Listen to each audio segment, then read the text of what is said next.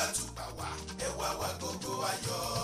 Olólùfẹ́ Agogo Ayo, abala ìròyìn la tún wà lónìí lórí ètò Agogo Ayo fún tòní. Èmi ni Olúwaṣèyí Ògúnlẹ́yẹ. Ẹ gbọ́ kókó ní ìròyìn fún tòní.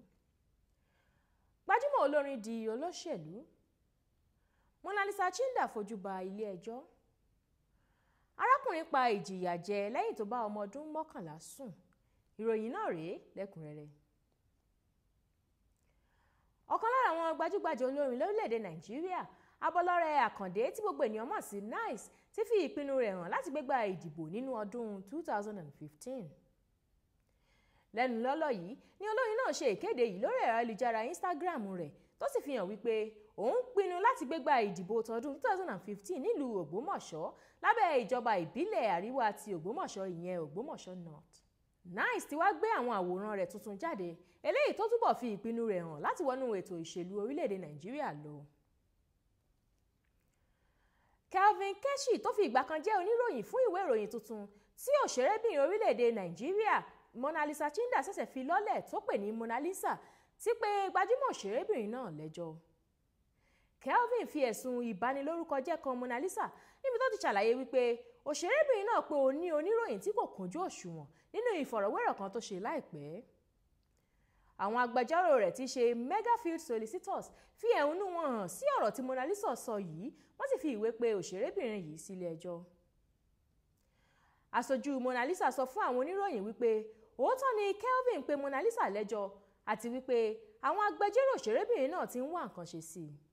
Ó wá tẹnumọ́ wípé arákùnrin Kelvin Keshi kàn fẹ́ lo ojú àánú tí MONALISA ní àti ipò MONALISA gẹ́gẹ́ bí ìràwọ̀ láwùjọ nílòkulò ni.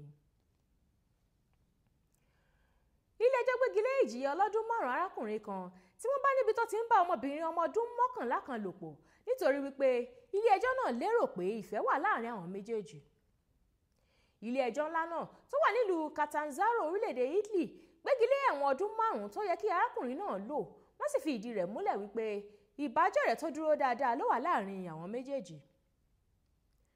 Ọmọbìnrin náà ni a gbọ́ wípé ó wá láti inú ìdílé tálákà kan tó sì jẹ́ wípé ọkùnrin kan tó ń ṣiṣẹ́ fún ẹ̀ka tó mójútó ẹ̀tọ́ àwọn ará ìlú náà ló ń ṣe alámòjútó rẹ̀. A tún gbọ́ wípé àwọn ọlọ́pàá ká arákùnrin náà mọ́ inú ilé rẹ̀ ńlá níbi tó ti ń bá ọmọbìnrin náà lò pọ̀. Ilé-ẹjọ́ sì dá sí ẹ̀wọ̀n ọdún 5, ṣùgbọ́n láìpẹ́ sí ìgbà náà ọmọbìnrin yìí jáde síta, ó sọ wípé òun nífẹ̀ẹ́ arákùnrin oníwà ìbàjẹ́ yìí. Ilé-ẹjọ́ sì dá ọmọ 60 ọdún náà sílẹ̀. Wọ́n ti wá ń ṣe àpètúnpè ẹjọ́ náà nílé ẹjọ́ Catanzaro, ó sì dáni lójú wípé ọ̀pọ̀lọpọ̀ àpètúnpè ni yóò gbẹ̀yìn ẹjọ́ náà kí ìdájọ́ tó dúró lórí rẹ̀. Èyí ni òpin ìròyìn fún tòní, ẹ gbọ́ kókó inú rẹ̀ lẹ́ẹ̀kan sí i. Gbajúmọ̀ olórin di olóṣèlú. MONALISA CHINDA fojú ba ilé ẹjọ́. Arákùnrin pa ìjìyà jẹ lẹ́yìn tó bá ọmọ ọdún 11 sùn. Àwùjọ àlọ́ lórí abala ìròyìn ayọ̀ lórí ètò Agogo Ayo fún tòní. Ètò ṣì ń tẹ̀síwájú, ẹ má bá wa kálọ.